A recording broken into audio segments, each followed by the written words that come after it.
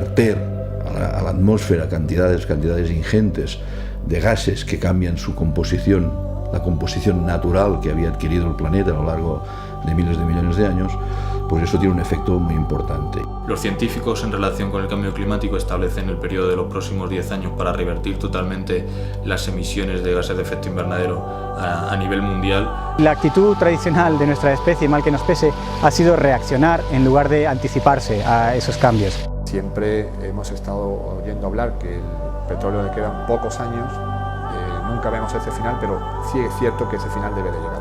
Somos una especie esencialmente energívora, consumimos energía de una manera que de manera prosaica podríamos calificar como voraz. Debemos de apostar sin ninguna duda por la energía nuclear. Ese tiempo que hemos perdido apoyando energías, que ahora nos damos cuenta que era equivocado apoyarlas, como fue la nuclear o fue los combustibles fósiles, hay que recuperarlo ahora apoyando las energías renovables. Ahora mismo estamos desarrollando lo que se llaman las células de tercera generación. La eólica tiene un éxito tremendo porque está casi rentable ahora. La irrupción del hidrógeno como vector energético hará posible el sueño de tener un mundo sostenible de combustibles no contaminantes.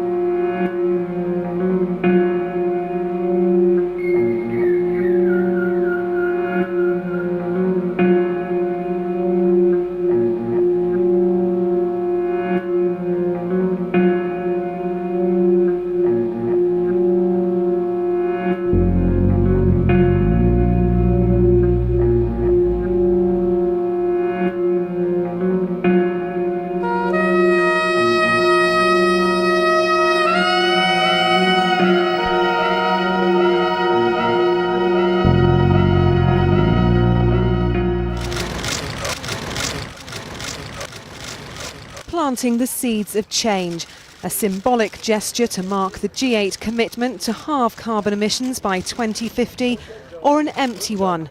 Will these world leaders really get their hands dirty tackling the problem of the world's climate? That's why these environmental activists protesting in Japan say the G8's so-called global vision isn't nearly enough. The promises of the world leaders, they say, just a load of hot air. Clearly the G8 are the main emitters per head in the world, and we need them to act now to tackle climate change. When they meet the G5, we need them to lead the way and produce strong policy to tackle climate change. Major polluters like China will have to agree for any targets to succeed, and that could take time. Time environmentalists say we simply don't have.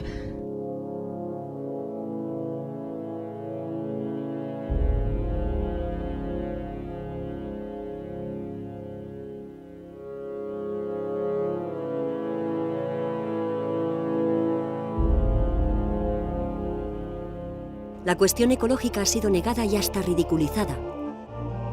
Los problemas planteados por las organizaciones ecologistas a lo largo de más de 30 años nunca gozaron del prestigio y consideración de los gobiernos o los lobbies del petróleo.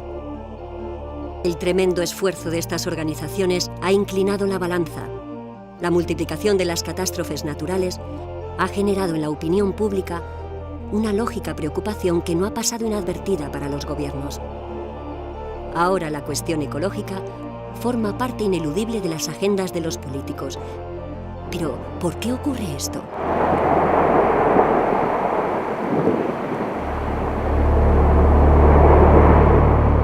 Greenpeace sigue muy de cerca el comportamiento de la clase política y en particular de los gobiernos. Y por supuesto ni nos dejamos engañar, ni hay que dejarse engañar por las declaraciones políticas que, bueno, suenan muy bien en un momento dado, pero no es lo que hace cambiar el sistema que necesitamos. Es decir, la forma de valorar si un gobierno realmente va en serio y se ha comprometido es cuando se negocian y se discuten acuerdos concretos, compromisos concretos. Y para esto hay un marco internacional ya establecido, que es el que establece el Protocolo de Kioto. La sociedad está bastante concienciada y los políticos van un poco detrás, sensibles a esa preocupación que detectan en la sociedad.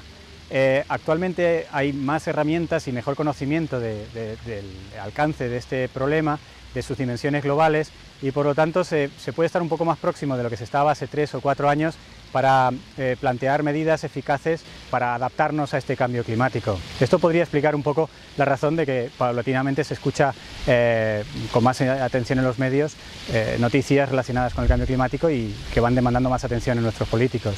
Esto se ha manifestado con mayor claridad en el ámbito del cambio climático, porque es una cuestión evidente, ¿no?, de que el verter a la atmósfera cantidades ingentes de gases que cambian su composición, la composición natural que había adquirido el planeta a lo largo de miles de millones de años, pues eso tiene un efecto muy importante. Y de ahí que haya entrado en el ámbito político la necesidad de tener unos criterios más allá del criterio puramente económico, materialista, del crecimiento económico, y pensar que toda esta actividad realmente la estamos haciendo dentro de un medio natural que tiene pues sus limitaciones y que hay que tenerlas en cuenta, ¿no? Yo creo que fundamentalmente este es el cambio. El cambio climático es una amenaza, pero a pesar de la evidencia, algunos expertos cuestionan nuestra capacidad de anticipación al problema. Cuando uno analiza la propia historia de la humanidad, ve que hemos estado enfrentados a muchas crisis en tiempos históricos, y la actitud tradicional de nuestra especie, mal que nos pese, ha sido reaccionar en lugar de anticiparse a esos cambios. El que España sea capaz de conocer con anticipación suficiente cuáles son los efectos más importantes que a nivel local puede tener el cambio climático, le permitirá identificar las amenazas y las medidas más adecuadas para adaptarnos preventivamente a un cambio climático que incluso en el escenario más optimista va a convivir con nosotros en los próximos años. España es uno de los peores alumnos de la clase en el tema de las emisiones de CO2. Ello se debe fundamentalmente a un momento histórico en que la economía española ha estado basada en la construcción, el transporte por carretera y el turismo. Todas ellas actividades muy consumidoras de energía.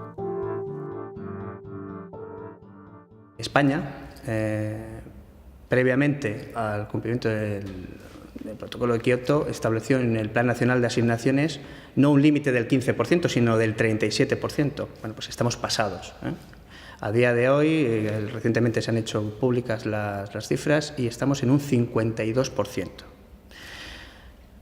Curiosamente, los sectores económicos, industriales, que mayor volumen de gases emiten, que es el energético, es el que más se pasa de emisiones, y solamente en generación de energía estamos pasados hasta en un 60 y tantos %. Nos duplicamos el límite que nosotros nos habíamos autoimpuesto y que ya era el doble de lo que establecía Kioto. La necesidad de luchar contra los gases de efecto invernadero ha abierto las puertas al desarrollo de un nuevo mercado. Los derechos de emisión de CO2 de las empresas, concedidos por el Gobierno y autorizados por la Unión Europea, pueden llegar a ser tan apreciados como el oro o el barril de petróleo. Creamos, por tanto, un sistema europeo de comercio de derechos de emisión que ha permitido ir introduciendo una señal de precio. Sabemos que hoy los productos que se generan en estas instalaciones no cuestan exclusivamente lo que costaban antes, sino que integran, de algún modo, el coste de emitir una tonelada de CO2 a la atmósfera. Bueno, yo creo que lo primero que se va a hacer va a ser comprar créditos al exterior, que es lo más fácil, ¿no? Y bueno, ya que nosotros generamos mucho, vamos a ver si encontramos a alguien que genere menos y le compramos sus derechos de emisión, lo cual no deja de ser una solución transitoria. Evidentemente no podemos pretender vivir siempre así, y deberíamos de encontrar la fórmula de evolucionar, de descarbonificar nuestra economía. Es un hecho comprobado que a nivel global el carbono está siendo excluido paulatinamente de la economía. En los 2 últimos siglos, combustibles ricos en carbono, como el carbón, están siendo sustituidos por combustibles con menos carbono, como el gas natural o el petróleo. Esta tendencia a la descarbonificación está reforzada por un rendimiento notable en la conversión, distribución y utilización de la energía. La mejora de la eficiencia es una medida vital para conseguir un sistema energético que prescinda del carbono. La palabra clave es eficiencia energética. Siempre hablamos de lo mismo. Solo hay una solución y es el ahorro y la eficiencia energética. Tenemos un problema efectivamente de disponibilidad de recursos. Ese problema de disponibilidad de recursos se agrava mucho más en el escenario europeo y se multiplica notablemente en el entorno nacional, en España. No limitamos nuestros consumos a lo que necesitamos en sentido estricto, sino que somos capaces de seguir creciendo en nuestro consumo energético muy por encima de lo que sería razonable en términos de bienestar relativo. Aunque poco a poco la ciudadanía va siendo más consciente del uso eficiente de la energía, aún nos quedan muchas cosas por hacer, pues desde cosas simples que oímos todos los días, de utilizar bombillas de bajo consumo, utilizar el transporte público, etcétera, etcétera, a cuestiones como modificar nuestros procedimientos industriales para que sean más eficientes desde el punto de vista energético. ¿Somos conscientes del valor de la energía? Los datos son contundentes. Convertir el carbón en la energía que luego iluminará nuestras casas tiene un rendimiento de poco más de un 3%. La mayor parte de esa energía se pierde. Por ejemplo, cerca del 5% de la energía doméstica se desperdicia a causa de los circuitos de espera de los electrodomésticos, lo que equivale al funcionamiento con toda su potencia de 12 centrales de 1000 megavatios. Todos estos dispositivos que tenemos, los teléfonos, los ordenadores, los impresores, etc., tienen esta cajita en el cable donde enchufamos, que es un transformador. Y eso sigue chupando energía todos los días, aunque no estás cargando tu teléfono ni usando tu impresora. Eso es una subida de energía muy importante. Hoy la energía no es cara, no somos conscientes del coste real de la energía y estamos haciendo un totum revolutum entre todas las energías, confundiendo realmente el valor intrínseco que cada una de ellas tiene. Sería un ejercicio muy importante identificar una a una cada una de esas fuentes de energías primarias para establecer su coste real al final fuera de impuestos y relacionarla con sus emisiones y su aplicación. El desperdicio energético para la economía mundial supera el billón de euros anuales. No obstante, la actual crisis económica podría ayudar a cumplir los compromisos adquiridos por España en el Protocolo de Kioto. La paradoja que se puede dar es que esta crisis económica puede forzar a un ahorro, a un replantearse las necesidades energéticas de cada individuo, de cada colectivo, de cada industria, de cada sector. Y esto es, yo creo, una reflexión muy saludable desde el punto de vista del ambiente. El cambio climático es un proceso a medio bastante largo plazo. Estamos hablando de efectos a 100, 200 años, siglos, ¿no? Que no hay que olvidar, evidentemente, y que hay que ser muy conscientes de ellos, ¿no? Pero yo creo que antes nos tenemos que enfrentar al problema de la crisis energética. O sea, yo creo que antes, mucho antes, las próximas décadas o poco menos que eso, el primer gran problema que nos tenemos que enfrentar es al pico del petróleo. Mientras las reservas mundiales de crudo decrecen, en España el consumo de energía primaria sigue dependiendo del petróleo, por lo que para muchos su desaparición representa una seria amenaza. Hay que tener en cuenta que del petróleo no solamente se obtienen los combustibles que estamos utilizando actualmente para producir energía. Del petróleo se obtiene prácticamente todos los materiales que nos rodean, desde plásticos hasta barnices, algunos tipos de abonos. Se utiliza tal cantidad de productos provenientes del petróleo que si desaparece el petróleo totalmente, no solamente desaparece una fuente de energía, desaparece una fuente de materiales. Hoy encontrar el petróleo es un ejercicio cada vez más complejo. Estamos explorando en aguas profundas, en entornos difíciles desde el punto de vista medioambiental, en entornos complejos también desde el punto de vista geológico.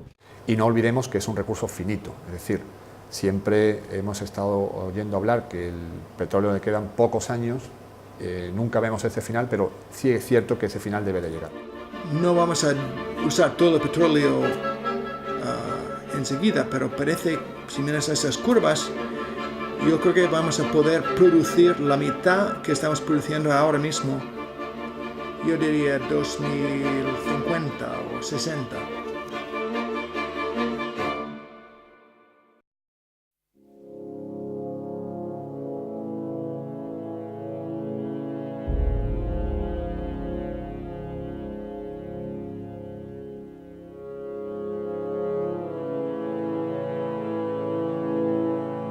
Hemos construido una sociedad adicta al petróleo y adicta a los hidrocarburos y no sabemos cómo funcionar si no es consumiendo grandes cantidades, ¿no? Y ese es el nudo que hay que cortar, ¿no? Afortunadamente los dos problemas tienen la misma solución: reducir los consumos. Por tanto, lo que hace falta es ese cambio de modelo. Es posible hacerlo, lo que pasa es que, claro, pasar de una economía dependiente del petróleo a una economía basada en energías renovables y basada, esto es muy importante, en una forma más eficiente, menos derrochadora, de hecho no derrochadora, de usar la energía, a diferencia de lo que ocurre en la actualidad, ese cambio no se va a hacer de la noche a la mañana. Si uno realmente hace una política a largo plazo desde el punto de vista energético, uno no se tiene que plantear si la va a tener que cambiar dentro de 50 o de 200 años, porque vaya herencia que estamos dejando a la gente que viene después. Debemos cambiar nuestra estrategia energética. En España hay instalados cerca de 95.000 megavatios pico de potencia eléctrica y, según Greenpeace, un sistema de generación 100% limpia podría sacarnos de la actual situación de dependencia energética, situando además a España en la vanguardia de la lucha contra el cambio climático. Pero, ¿realmente es factible? Será más barato utilizar en el horizonte 2050 las energías renovables, no ya que utilizar las energías actuales, que será muchísimo más caro, sino incluso que el coste actual de la generación de electricidad. ¿Con renovables se podría alcanzar los 95.000? Sí, sin demasiado problema y en un plazo relativamente corto. El problema es que las instalaciones de renovables necesitan un combustible. En el caso de la fotovoltaica necesita sol, en el caso de la eólica necesita viento. Y junto con la potencia, que es algo indicativo, lo que nosotros consumimos no es potencia, es energía eléctrica. Por eso, en un sistema eléctrico tienes que tener un mix. ¿Y cuál es ese mix? Pues ese mix depende de cada país. Pues primero por los recursos naturales que tengas. Y entonces el mix energético para España, que hay un estudio hecho precisamente por el Foro sobre eso, pues dice que lo ideal sería tener un 30% nuclear, un 30% de combustibles fósiles y un 30% de renovables, que es muy alto, puesto que España pues tiene esa capacidad de renovables. No se puede gestionar el sistema eléctrico como se ha hecho hasta ahora, basado en pocas grandes centrales. Hay que aprender a gestionar un sistema más diversificado, con más tecnologías en juego, todas de origen renovable y que tienen comportamientos diversos. Pero nuestro análisis demuestra que es viable, es decir, que en todo momento dispondríamos en todo lugar de la energía eléctrica necesaria. Yo tengo mis dudas de que una economía, o sea, de que seamos capaces de llegar a construir una economía, un sistema económico capaz de producir células solares, de producir molinos de viento, sin el concurso de los combustibles fósiles. Esta es la gran incógnita, ¿no? Es muy importante cuando hablamos de energías limpias medir exactamente ese factor de limpieza de cada una de esas energías. Y hay un método, un procedimiento para hacerlo con absoluto rigor y con transparencia, y es medir las emisiones globales y el gasto energético que necesitas para incorporar esa energía finalmente al usuario. No basta con medir exclusivamente cuánto sale en el tubo de escape de un vehículo. Tenemos que remontarnos aguas arriba. Es un análisis completo del ciclo de vida de esa energía. Y creo que en los últimos años no se ha hecho con el suficiente rigor.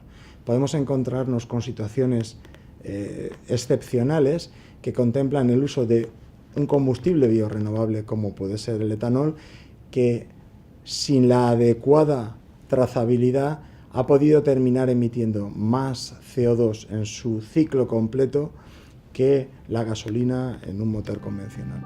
Los biocombustibles son combustibles obtenidos de restos orgánicos procedentes de la madera, el trigo, el azúcar, el maíz. Ahora bien, la explotación de tierras de cultivo en un mundo con más de 900 millones de personas que pasan hambre genera serias dudas sobre su viabilidad. Yo los biocombustibles desde los comienzos, y creo que gente que, digamos, que hace los análisis serios siempre han dicho que eso no tiene ni pies ni cabeza. No tiene ni pies ni cabeza porque los biocombustibles tienen una ganancia energética muy baja. Es decir, si uno hace un análisis del ciclo completo, es decir, que hay que sembrar, hay que cosechar, hay que regar, luego hay que refinar, y lo que hace una serie de procesos, si uno calcula la energía que se gasta en hacer todos estos procesos y luego la que sale, la diferencia es mínima, es de 1 a 1,3. O sea, es mínimo, es decir, que para sacar 1,3 pues tiene que tener 1, con lo cual quiere decir que de ese 1,3 que sacas, 1 lo tienes que volver a meter para volver a generar otro 1,3, ¿no? Tanto, digamos, que el rendimiento energético es muy bajo. Si a esto le añadimos, además, que la cantidad de tierra fértil que tenemos es la que es, que la población mundial está aumentando y que todos para vivir tienen que comer, pues claro, lo que hacer un cambio de alimentos por energía significa en el fondo cambiar vidas por kilómetros, no significa otra cosa. En este contexto de cambio climático y crisis energética, se plantea de nuevo retomar la energía nuclear para resolver los problemas de suministro. Sin embargo, los desmantelamientos de las centrales nucleares y los accidentes siguen contribuyendo a generar desconfianza en la opinión pública.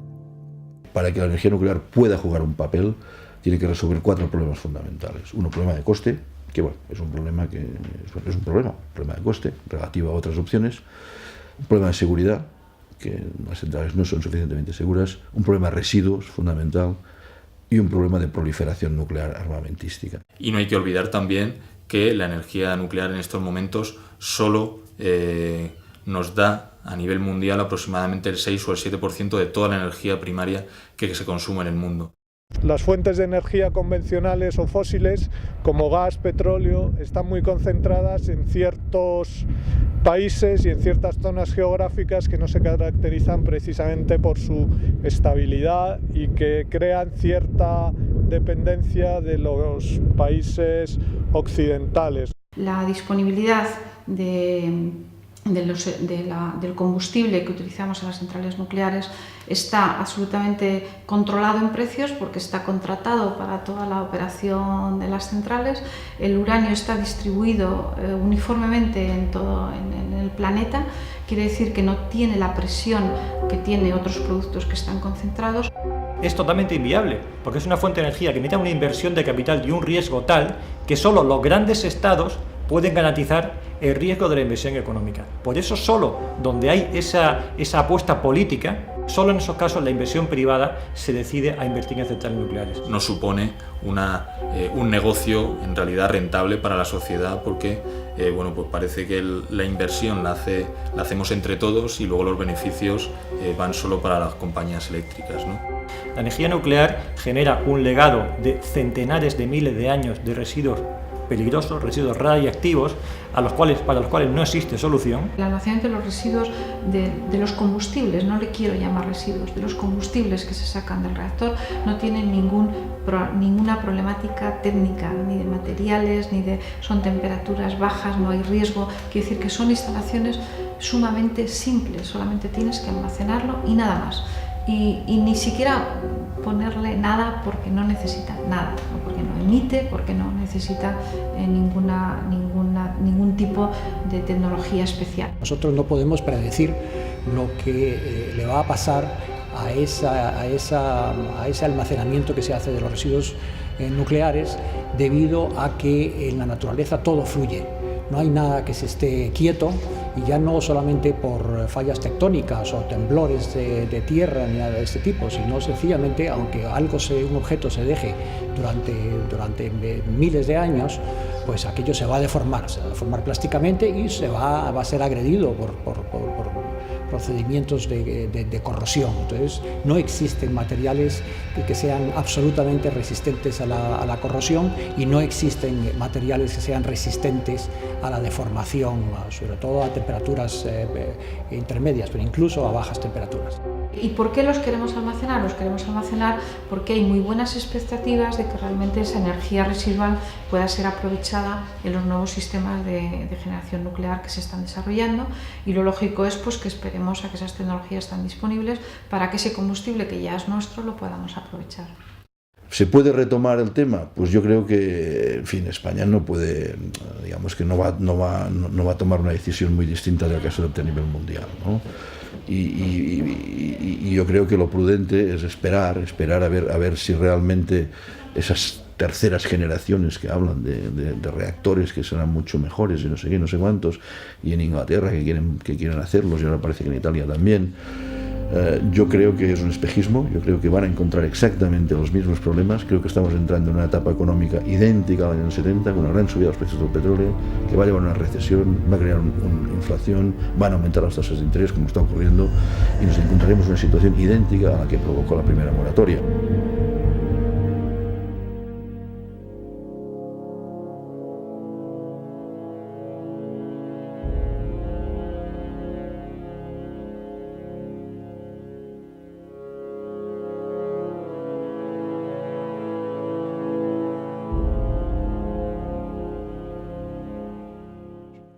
En lo que todo el mundo parece estar de acuerdo es en el importante papel que jugarán las energías renovables de ahora en adelante. Pero, ¿serán las únicas energías que moverán el futuro? ¿Cuáles serán los vectores energéticos del siglo XXI? En primer lugar, incluiría la eclosión de las energías renovables y su potenciación a futuro, lo que generará por sí una economía a su entorno. En segundo lugar, hablaría de los combustibles fósiles, su transformación y la captura y el secuestro de CO2, con lo que ello puede comportar, porque aquellos países que permitan o quieran almacenar CO2 pueden percibir retribución por ello, y no son necesariamente los mismos que tienen fuentes de energía en este momento. Y por último hablaría de los vectores de transformación o de las líneas de vehicular las energías finales del futuro, redes inteligentes, pilas de combustible, vehículos eléctricos, redes de hidrógeno. Todo eso genera una economía en sí. Por tanto, alrededor de todo ello, si los políticos son hábiles, podría generarse incluso una tercera revolución industrial.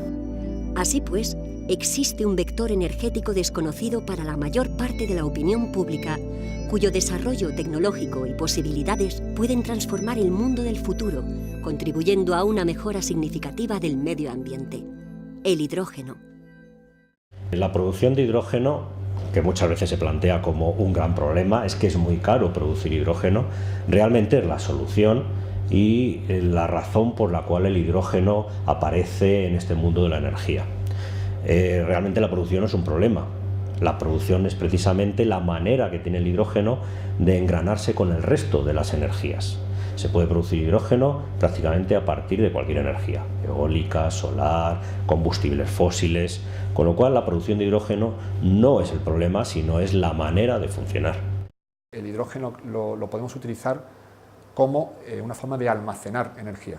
Producimos hidrógeno, lo almacenamos y cuando necesitemos de nuevo energía, transformamos ese hidrógeno en unos dispositivos denominados pilas de combustible, de nuevo en energía eléctrica. Hay empresas pioneras en el desarrollo de pilas de combustible de última generación, capaces de mover desde un vehículo terrestre hasta un avión. Una propuesta tecnológica mucho más eficiente que la proporcionada por las baterías de ion litio y que aspira a liderar el sector del transporte en las próximas décadas. La industria automovilística lleva años trabajando en la adecuación de sus vehículos a vehículos eléctricos movidos por pilas de combustible e hidrógeno. Es decir, hoy en día prácticamente todos los fabricantes de automóviles tienen un prototipo o incluso flotas de vehículos movidos por hidrógeno y pilas de combustible. Un vehículo eléctrico, ahora se han conseguido avances enormes. Hay vehículos eléctricos, por lo que yo sé, que consiguen una autonomía de entre 100 y 200 kilómetros. Para algunos desarrollos urbanos de movimiento habitual durante el día son muy apropiados, pero tienen ese límite de unos poquitos kilómetros. Una pila de combustible, por ejemplo, los prototipos que existen actualmente en que el combustible es hidrógeno, que se alimenta desde un depósito a la pila, se están consiguiendo ya autonomías del orden de 500 kilómetros. Mi mientras que los vehículos eléctricos con batería necesitan unos tiempos muy prolongados de carga, del orden de las 10-15 horas de carga, somos nosotros con nuestros desarrollos de vehículos con hidrógeno y pilas de combustible, somos capaces de tener operativo un vehículo en 4 o 5 minutos y incluso triplicar la autonomía de funcionamiento de este vehículo. Afortunadamente, estos proyectos de demostración, estos proyectos en los que se están poniendo vehículos con pila de combustible en la calle para ver cómo funciona en el mundo real, están al mismo tiempo generando algunas infraestructuras de estaciones de servicio que distribuyen hidrógeno. Si bien hoy en día existen vehículos que están movidos por pilas de combustible con unas prestaciones iguales que cualquier vehículo convencional, quiero decir, velocidades pues en torno a 140 por hora de velocidad punta, autonomías en torno a 600-700 kilómetros, aceleraciones muy parecidas a las actuales, pero debemos de ser conscientes que aún así tenemos que reducir ese consumo energético, o sea, olvidarnos de utilizar el vehículo para una sola persona, hacer desplazamientos que podíamos hacer en vehículos públicos, pues con nuestros vehículos particulares, etcétera, etcétera. No solamente se trata de cambiar la técnica, sino también de cambiar la forma de pensar de la ciudadanía, de la persona. Para evitar una degeneración aún mayor del clima, debemos cambiar las diferentes tecnologías energéticas, pero el auténtico reto consiste en cambiar la conciencia colectiva de una sociedad acostumbrada a consumir energía fósil sin pensar en las consecuencias. La responsabilidad de este cambio radical nos incumbe a todos. Si empezamos ahora, daremos una oportunidad a nuestros hijos y construiremos los pilares de una nueva civilización. Progresar a partir de ahora tiene que significar ser capaces de ser felices y de vivir bien, reduciendo los consumos materiales y energéticos, porque si no, no hay vida. El horizonte, el futuro, está orientado hacia una economía no intensiva en carbono, hacia un desarrollo completamente distinto al que conocemos hoy, o simplemente fracasamos todos. Debemos de ser optimistas porque precisamente esta crisis nos va a permitir abrir los ojos. Las políticas energéticas, las políticas alimentarias, las del agua, no pueden ser de un día para otro, de una semana para otro, ni de un año para otro. Tienen que ser políticas a largo plazo. Yo creo que la planeta va a llegar a un equilibrio de nuevo. Va a ser distinto que lo que necesitamos ahora mismo, quizás. Espero que no tanto. Creo que el mensaje debe ser un poco de optimismo. Hemos salido de otra, saldremos de esta, nos costará más o menos. Yo lo que quiero es que con una visión positiva intentemos que salgamos el mayor número de personas y en las mejores de las condiciones, que no suponga realmente un aumento de la tensión internacional y nacional, que comprendamos que hay que cambiar algunas cosas y que esto no sea todo lo traumática que podría ser si no hacemos nada y esperamos a que el clima haya cambiado de forma ya muy intensa y nos lleve de forma irreversible a cambiar nuestro modo de vida. El futuro será sostenible, va a ser sostenible a un nivel bajísimo. Y la castaña será impresionante, ¿no? Porque somos 9.000, seremos 9.000 millones de vidas a mediados de siglo. Y si el futuro no puede mantener 9.000 millones de vidas, no lo mantendrá. Porque la naturaleza no sabe de derechos humanos. La naturaleza es muy cruel. Y cuando una especie supera la capacidad de un entorno para mantenerla, es muy simple, se extingue. Punto.